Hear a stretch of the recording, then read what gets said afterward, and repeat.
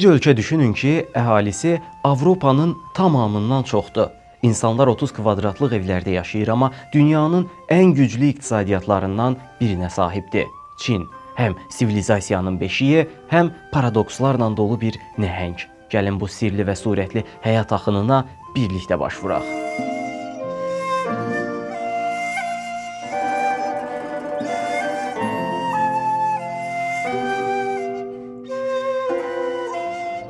Qısa şəkildə Çin kimi tanınan Çin Xalq Respublikası inkişaf etmiş uzaq şərq ölkəsidir.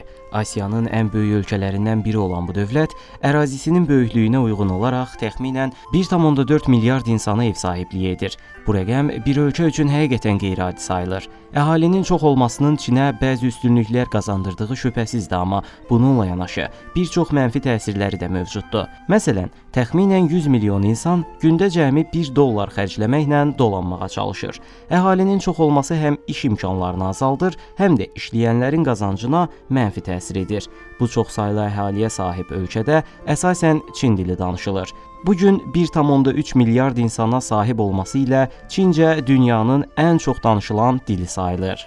Dünya əhalisi ilə müqayisə etdikdə demək olar ki, hər 5 nəfərdən biri Çincə danışmağı bacarır. Ölkənin təxminən 5000 illik qədim tarixi və yazılı bir keçmişi mövcuddur. Müasir dünyanın təməlini təşkil edən kağız, barıt, pusula və çap texnologiyası kimi ixtiralar istinasız olaraq sivilizasiyanın izlərini daşıyır.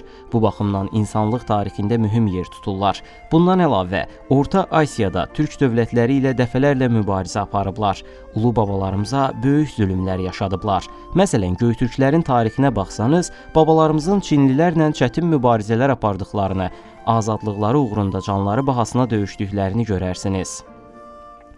Tarixi bir kənara qoyub müasir Çinlilərdən danışsaq, söyləniləcək çox məqam var. Məsələn, Çində universiteti bitirmiş bir insana minimum əmək haqqı təklif edilmir. Universitet məzunları minimum maaşdan daha artıq qazanırlar. Yəni, minimum əmək haqqı alan universitet məzunu demək olar ki, yoxdur. Əgər universitet məzunusunuzsa, işlədiyiniz şirkətdə yüksəlmək üçün 10 illərlə gözləməyə ehtiyac yoxdur. Çində düşündüyünüzdən daha qısa müddətdə uğurlu bir karyera qurmaq və xəyallarınızdakı həyata bir neçə il içində qovuşmaq mümkündür. Minimum əmək haqqı isə vilayətlərə görə dəyişir. Minimum maaşla işləyən insanların sayı çox olsa da, bəzi imkanlar mövcuddur. Məsələn, siz Çinə bir fabrikdə işləmək üçün getmisinizsə, o fabriklər sizin yemək, qalmaq üçün yataqxana və internet kimi xərclərinizi qarşılayır.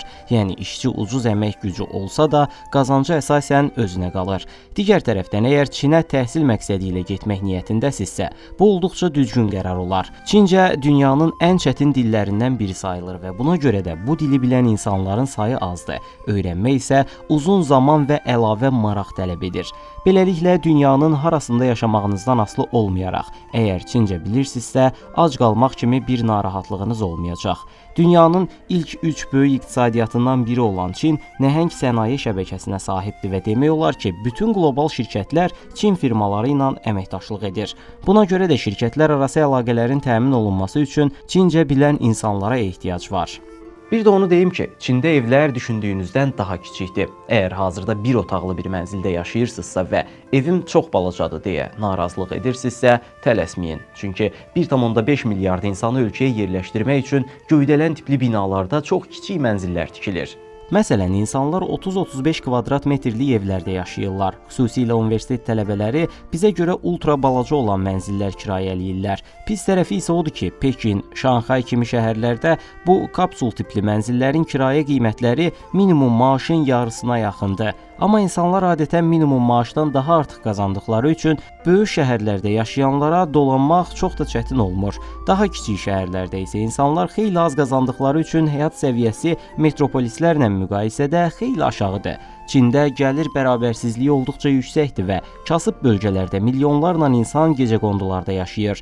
Bu bahalığa baxmayaraq Çin iqtisadiyyatı dünyanın ən sürətlə inkişaf edən super güclərindən biridir. Dünyanın bir çox məşhur markası fabriklərini bu ölkədə qurur və Çin iqtisadiyyatına böyük töhfələr verirlər. Əgər bu qədər əhalisi olan bir ölkə inkişaf etməmiş və geridə qalmış olsaydı, bu həmin ərazidə yaşayan insanlar üçün əsl faciə olardı. Bəli, sıx insan resursu ölkə iqtisadiyyatına möhtəşəm təsir göstərir. Lakin bu hər zaman müsbət əlamət deyil. Məsələn, nəqliyyatı götürək. Çin nəqliyyat baxımından yetərincə inkişaf etmiş olsa da, əhalinin çoxluğu səbəbindən ictimai nəqliyyatda basa-bas yaşamaq olduqca mümkündür. İnsanlar nəqliyyat vasitələrinə minərkən və düşərkən bir-birini itələyir, çarpışırlar. Metroya və ya avtobusa mindiyinizdə çox güman ki, ayaq üstə səyahət etməli olacaqsınız. Bu qədər insan və sənayeleşmənin olduğu ölkədə təmiz havadan danışmaq da asan deyil. Təəssüf ki, Çində hava keyfiyyəti olduqca aşağıdır. Əgər orada uzun illər qalmağı planlaşdırırsınızsa, hava çirkliliyinin sağlamlığımıza olan təsirlərini 8-10 il ərzində mütləq hiss edəcəksiniz. Böyük ehtimalla ağciyər və tənəffüs yollarında infeksiyalar yaranacaq. Başqa bir məsələ isə odur ki, Çinlilər bizdən fərqli olaraq adətən ailələri ilə yaşamırlar. Universiteti bitirdikdən sonra öz bölgələrində qalmaq əvəzinə başqa şəhərlərdə iş tapıb tək başına yaşayırlar. Bundan əlavə bu ölkədə həyat hər kəs üçün olduqca sürətlə axır. Qadın-kişi fərqi olmadan demək olar ki, hər kəs aktiv həyatın içindədir və işləyir.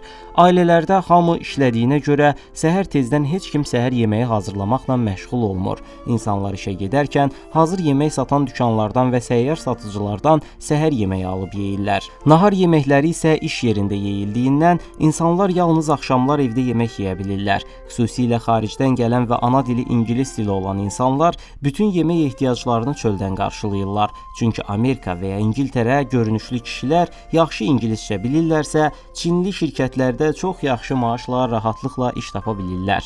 Çinli işə götürənlər xarici simalara həqiqətən dəyər verir və olduqca peşəkar hesab edirlər. Hətta Çinli qadınlar belə qərbli kişilərə qarşı olduqca isti münasibət göstərirlər. Yəni Çinli kişilər əcnəbilərin daha çox pul qazanmasından və qadınların onları cəlbedici hesab etməsindən olduqca narazıdırlar. Yeməklər məsələsində isə vizual olaraq bizim yeməklərə bənzəməyən çox sayda fərqli yeməkləri var. Tutaq ki, noodle kimi şeylərə alışdınız. Bu dəfə də başqa bir şey diqqətinizi çəkəcək. Çinlilər yemək yeyərkən ağızlarını olduqca bərk şappıldadırlar və bu sizi narahat edə bilər. Xüsusilə restoranlarda ağızla səs salmaq aşpaza yeməyin bəyənildiyi mesajını verir.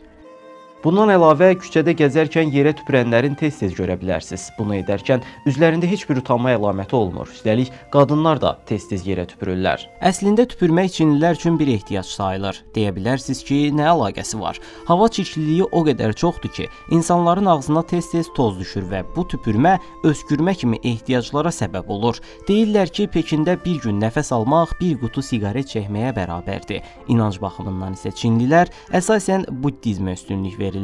Bundan əlavə, təxminən 700 milyon Çinli heç bir dinə yaxın olmadığını bildirir. Üstəlik Çinlilər siyasət və din mövzusunda danışmağı da sevmirlər. Zaten ölüm məsələsindən də çox qorxurlar və ölümü xatırladan mövzulardan uzaq dururlar. Hətta bu məsələlərlə bağlı tabu halına gəlmiş inancları var. Yaxınlarına saat hədiyyə etməzlər, çünki saat zamanı və dolayısıyla ölümü xatırladır. Əlavə olaraq liftlərdə və binalarda 4 rəqəmini çox vaxt görmərsiniz, çünki 4 rəqəmi də onlar üçün ölümü simvollaşdırır. Belə, video haqqında fikirlərinizi və hansı ölkələrdən danışmağımı istədiyinizi şərh bölməsində paylaşmağı unutmayın. Dünyanı birlikdə kəşf edəcəyik. Bu səbəbdən yeni videolarımı qaçırmamaq üçün kanalıma abunə olun. Növbəti videoda görüşənədək sağ olun.